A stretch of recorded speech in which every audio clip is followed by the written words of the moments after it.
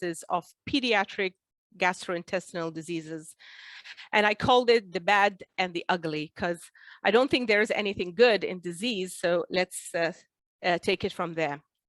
First, I would like to give a special thanks and acknowledgement to my friend and lifetime mentor, Professor Marlon Siegel. She's a professor of radiology and pediatrics in Washington University School of Medicine. She allowed me to share some of her slides. So my learning objectives here is, first, we want to be familiar with the different imaging modalities utilized for diagnosis of pediatric gastrointestinal diseases.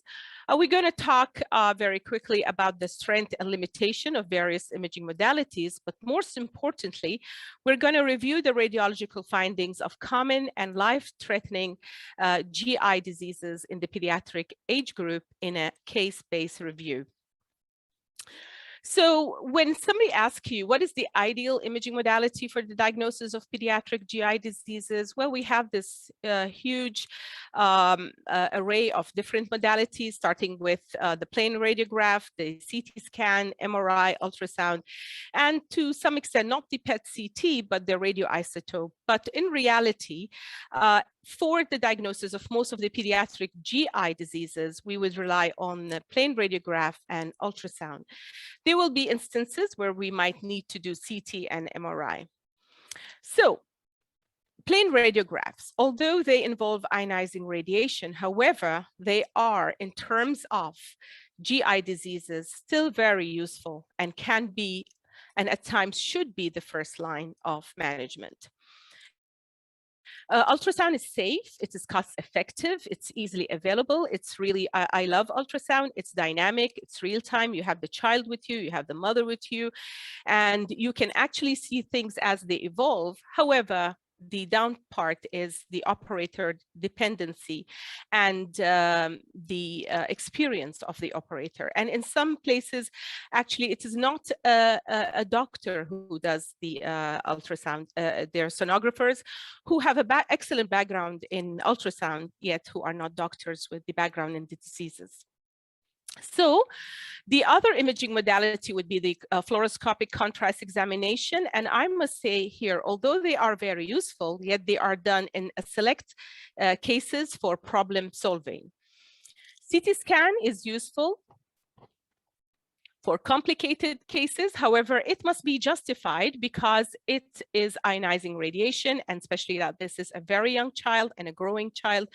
And we don't know what the implications of radiation exposures are. MRI is, there's a lot of talk about MRI these days, especially with the adult GI setup, but it plays a new role now for the follow-up and the diagnosis of inflammatory bowel disease in children. Radioisotope examination, where we do, if we are suspecting a very difficult Meckel's case, where we think that there is ectopic gastric mucosa or bleeding, or they used to do radioisotope scans for gastroesophageal reflux in children previously. So I want to, I like sharing concepts with people. So whenever we want to think about what we should do, what imaging modality, what's the radiological workup I should do for a child, I would say, based on my many years of experience, the age of presentation is important for the radiological workup. So depending on the age, I can decide what I will start with. So based on this, I'm going to show you a few cases based on the age and the presentation. So we're going to go from immediately after birth to the first 48 months and beyond. So now the challenge about radiology or the diagnosis of neonatal gastrointestinal emergencies is basically, as my colleague Faiza was saying, they all present the same way. It's like they have abdominal distension, they have either bilious vomiting, failure to pass meconium, or they're very sick looking. So, and there's a huge array of differential diagnoses. So I would say at a very young age and from immediately after birth, the best way to start imaging, or the best imaging modality, would be a plain abdominal radiograph. So it is the starting point for GI emergencies, definitely. So basically, what do we look for? We look for the bowel gas pattern, whether it is small bowel, large bowel, whether there is free air, just like in this case here, we have this football sign, and we have the right cupula sign and the left cupula sign. There is free air. There is the regular sign, where you can actually, like you're drawing a pencil outline of the small bowel. So there is free air, and you can see the falciform ligament sign here. So plain radiograph tells us that there is a perforation of a viscus in this child. We can also see for organomegaly, we can look for calcification of foreign body, just in like this case, where this child has an appendicolith and presented with an acute appendicitis. We can look for foreign body, especially in this days where children swallow almost anything, and the most dangerous would be those batteries that are in their electronic gadgets. We can also see bony abnormalities, like what Dr. Faiza was telling us about the vactral anomalies with esophageal atresia. And we should not forget to evaluate the lung basis, because a child can present with an acute abdomen where actually what he has is just a bad pneumonia. So basically, my first patient would be a newborn with respiratory distress, immediately born, and they found that his apgars are really bad. So the best thing is to take a plain radiograph, and you can see this is the NG tube is in the stomach, but there are these multiple lucencies within the left hemithorax with a shift in the mediastinum. So with this, we know that because there is a gasless abdomen and there's hardly any gas, so most of the bowel has gone into the chest. So this is a congenital diaphragmatic hernia. To be honest, in this day and age, we should not be faced with this situation in the labor room, because as Dr. Faiza was saying, this should be diagnosed antenatally. So there should be no excuse, because if we start intubating this child and ambu-bagging, it will actually compromise the child further. Dr. Faiza talked about this a lot.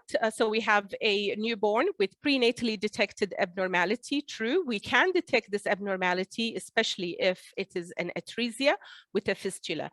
So we know that there is the NG tube coiling in the proximal segment of the esophagus, because there is an atratic segment, but we know that there is a fistula because there's a lot of air in the stomach and in the bowel. So again, a plain radiograph would be excellent. I don't want to go much into that, but as Dr. Faiza was saying, the distal type of fistula, luckily, is the most common. And the most challenging would be the H-type fistula, where the child with and usually they present late, coming with recurrent cough and aspiration while feeding. So again, as Dr. Faiza was showing us, that there is a air-filled pouch here of the proximal esophagus.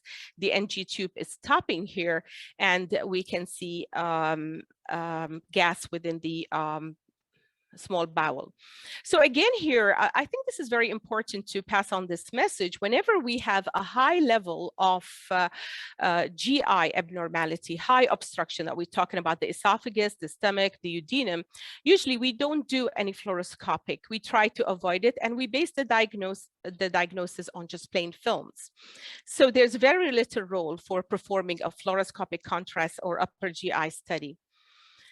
Again, this is a patient with a child with esophageal atresia without a fistula. You see that there is no air, okay, and we have the NG tube stopping here. So this is atresia without fistula. As I was telling you, this is luckily the it's actually not, it's just seen in 6% of the cases, and the children do come with feeding difficulties and respiratory distress. And unlike other forms of esophageal atresia, this type needs upper GI for diagnosis, and you can see that there is contrast going into the trachea, and this is the tracheal bifurcation, and the bronchi, and this is the esophagus, and you can see that this is the fistulous communication. Now, as I told you that most of the children would present with the same presentation, vomiting, but again, when it comes to the vomiting, a clinical examination is so important. So we're talking about a child who is vomiting. We'd like to look at the plain radiograph again. So we see the typical double bubble as Faiza was showing us, and this is the duodenal atresia. And of course, it is associated with other abnormalities in 50% of the cases, the bacterial congenital heart disease, and 30% are associated with Down syndrome. We don't need to do anything more in this patient, so the diagnosis is just from the plain radiograph. Of course, if you find that there is more than the double bubble and there is a streaks of air going into the proximal, or let's say the duodenal loop and the proximal small bowel, then you have to think of other differential diagnoses, like whether it's not an atresia, but a stenosis with or without annular pancreas, a duodenal web, which so beautifully was shown by Faiza as a windsock appearance.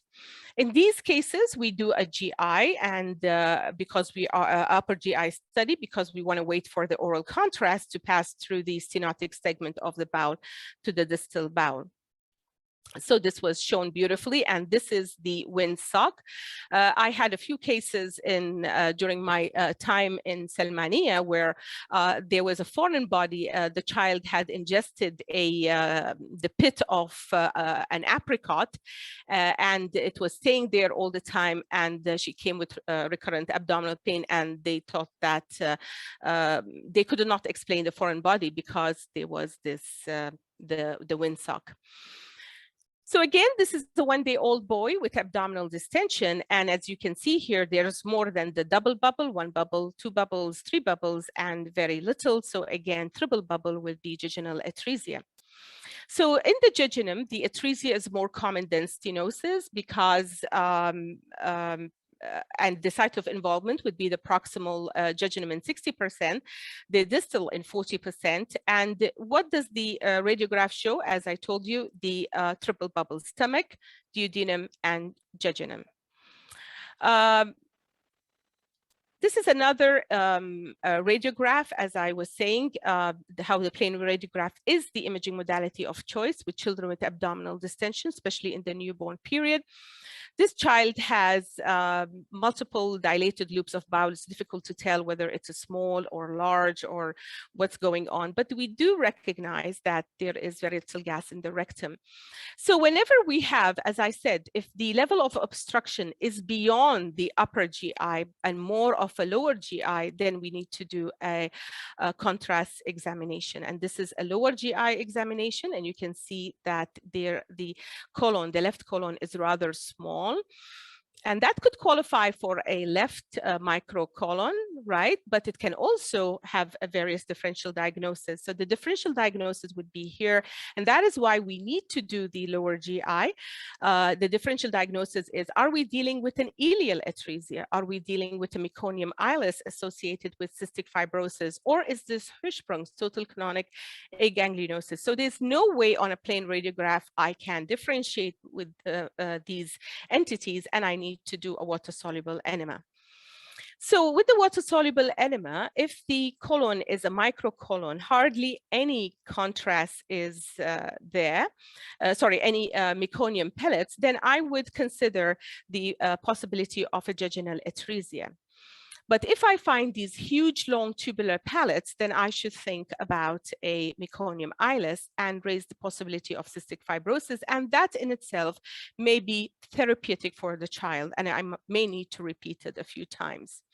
And if I see this abnormal rectosigmoid ratio, and we're going to talk about this, and the reflux into a normal appearing small bowel, then I'll have to raise the possibility of a Hirshsprung's disease. Again, more of the same, 2 days old with failure to pass meconium. Again, the differential diagnosis would be the same, but there is a huge pellet of meconium and a microcolon. So we'll think about the differential diagnosis, although our favorite would be meconium ileus, meconium plug syndrome. So this would be the differential diagnosis if you have a 2-day-old child with failure to pass meconium and abdominal distension. So this is the differential diagnosis, and there's absolutely no way from a plain radiograph then you can differentiate them. So small left colon or functional immaturity of the colon, or again, Meconium Plug Syndrome, 3 names for the same condition, is usually seen due to insufficient maturation of the ganglia in infants less than 1,500 grams, infants of diabetic mothers, and the enema, the water-soluble enema, is therapeutic and gives us the diagnosis. But if the constipation persists, biopsy to rule out long, excuse me, segment Hirshsprungs should be performed. Now coming to the really ugly part is if we have a child presenting with bilious vomiting. Excuse me. So the radiograph is usually normal. We have a high index of suspicion and we need to rule out mid-gut volvulus. There's absolutely no excuse for not thinking about mid-gut volvulus, which could be life-threatening. Excuse me. 80% of patients present in the first month, they will have bilious vomiting. The obstruction could be because of peritoneal, Ladbans, or mid-gut volvulus. And it warrants an immediate upper GI study, and it is a surgical emergency. Now, if there is no, if there is bilious vomiting, you should do an upper GI. We all agree in that, and this is another take-home message I want to send. So you see, all these patients could have, the plain films could have malrotation, but the imaging is very non-specific. Now, what do I see in an upper GI study? Normally the bowel, excuse me. Normally the bowel, this is the esophagus, the stomach, the C-loop, and this is what Dr. Faiza was talking about, the ligament of Treitz.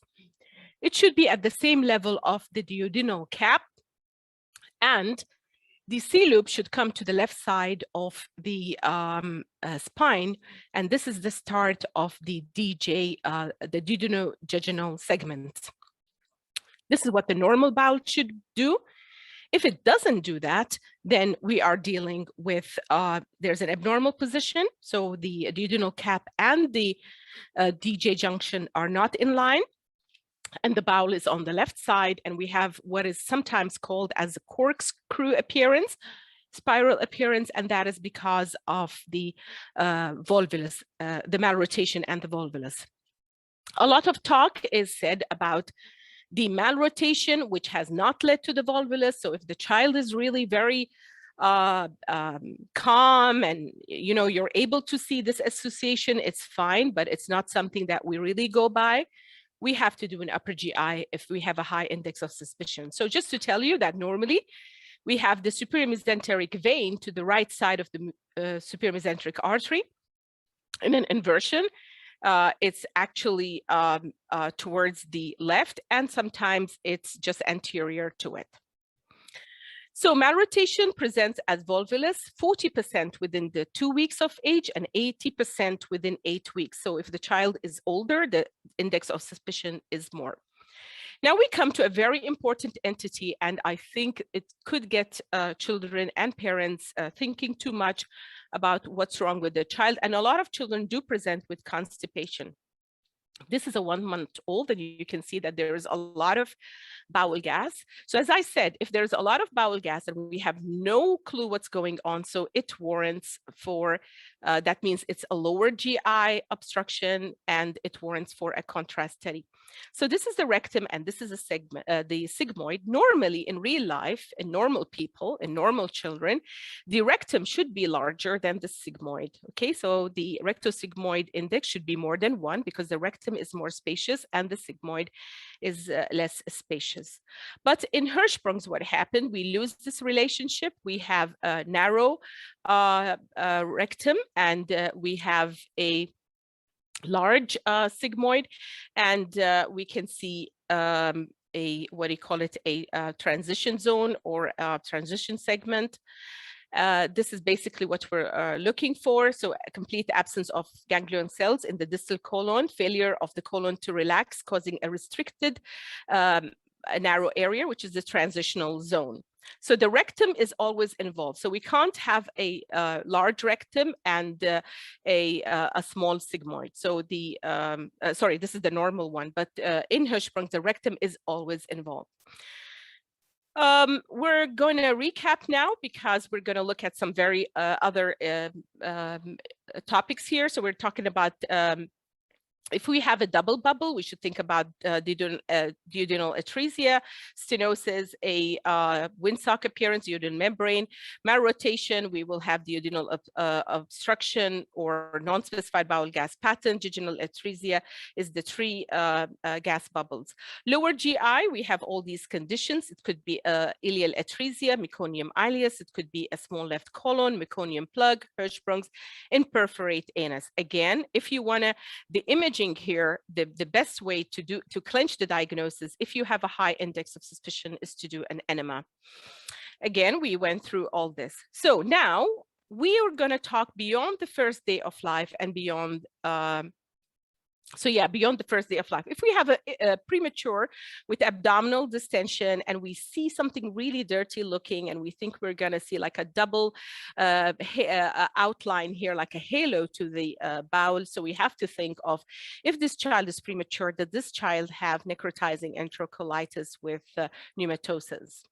Again, we should look for gas within the portal venous air and a pneumoperitoneum, just like what I showed you, where there is a perforation.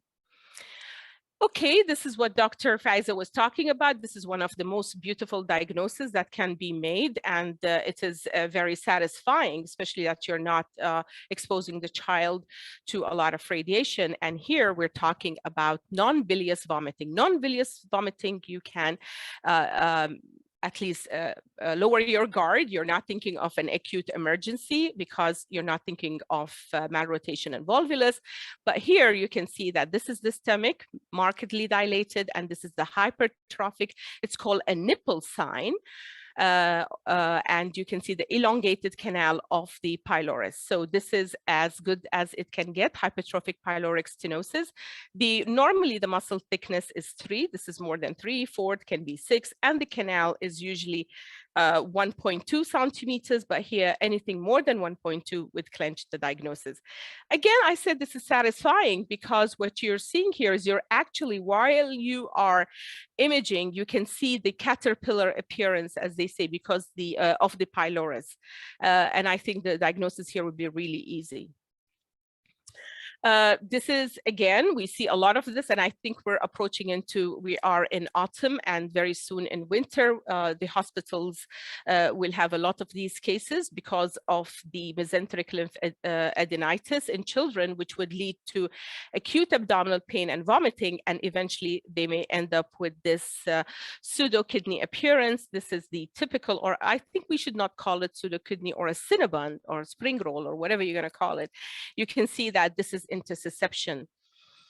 So it presents 3 months to 3 years. 90% are near the ileocecal valve. Ultrasound is the imaging modality of choice. And you can see here how beautiful it looks like a Cinnabon. And this is the mucosa and the different layers of the intussuscepted bowel.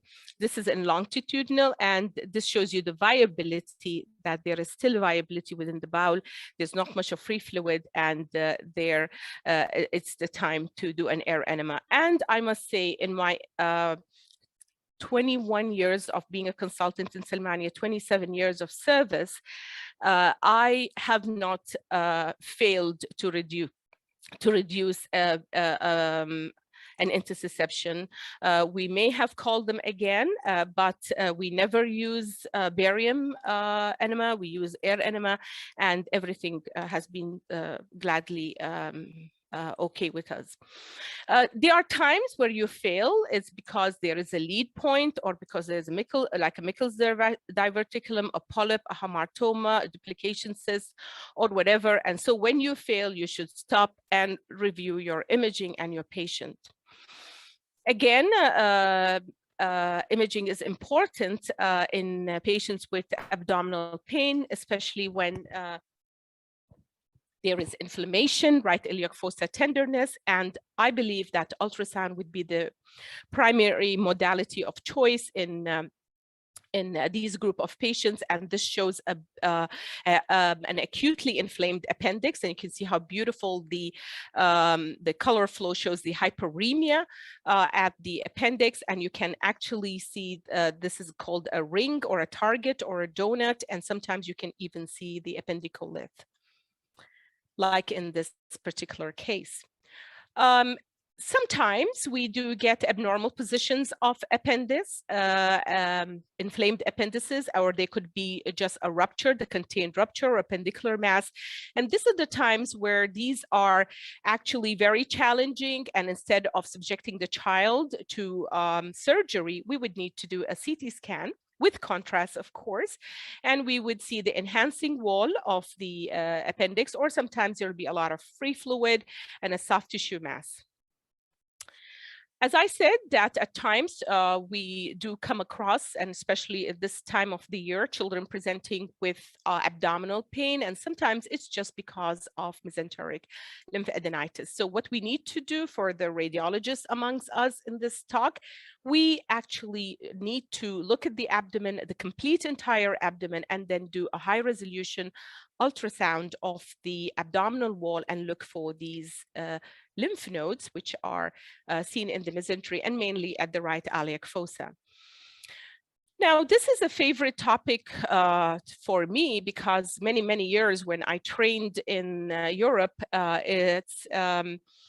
they used to depend a lot on ultrasound for diagnosing inflammatory bowel disease and to look for, or that gave them, as I said, the high resolution gave them an indication that we're dealing with inflammatory bowel disease, because as you can see here, we see the bowel wall thickening, very thick bowel, and there will be edema in the mesentery. And if we do a CT scan, we can see how much of inflammation and congestion there is. This is a patient who I got reminded of a few days ago. I got a message, my WhatsApp, a handsome young man sending me his CV, asking me if I have a job in my clinic for him. Usually, like, my clinic is really small and I don't employ men because, you know, because most of my patients are women. But I said, why would somebody send me their CV? And I looked at this patient and looked at the name, and I must say it brings tears to my eyes, because this child, he's a young man, he's 24 years now. I saw him when he was 9, and he was in acute pain that they thought they were going to call a psychiatrist to see him, because whatever they give him, it just wouldn't stop, and the pain was in the epigastrium. So we were consulting with my colleagues, and because of my belief in ultrasound that it can solve a lot of problems, I said, bring him down, you know.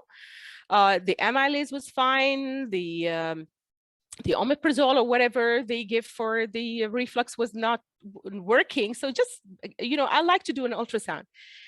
And when I did the ultrasound, I could see that there was this thickened mucosa here. This is the jejunum, and I could see it all the way from the stomach to the duodenum and the jejunum. And I said, these don't look normal. They remind me of ulcerations. I'm not happy. This child has Crohn's. So I did the upper GI, and you can see here, obviously he was vomiting all the time, but I put my money that this child has inflammatory bowel disease and Crohn's. Obviously very unusual location, but thanks to my colleagues who believe in me, they did an upper GI and they took the biopsy, and true enough, this child was treated as Crohn's, and now he's the young man who has sent me his CV, not because he wanted a job, but because he wanted to thank me that he made it to college and he is doing very well. So less common, but you need to know, again, we can encounter sometimes patients who have epigastric pain, pre and post brandial emesis, and you say, well, we can't find a reason, but if you palpate, you'll find a mass, something which looks like a mass. It's forming in this scout image for the CT. You can see that there's a mass effect here. this is the stomach, which is filled with something and a mass effect on the bowel, displacing it. And you can see that this is the left upper quadrant ultrasound. This is the spleen. This is the stomach. You can hardly see something, but there's something filling here.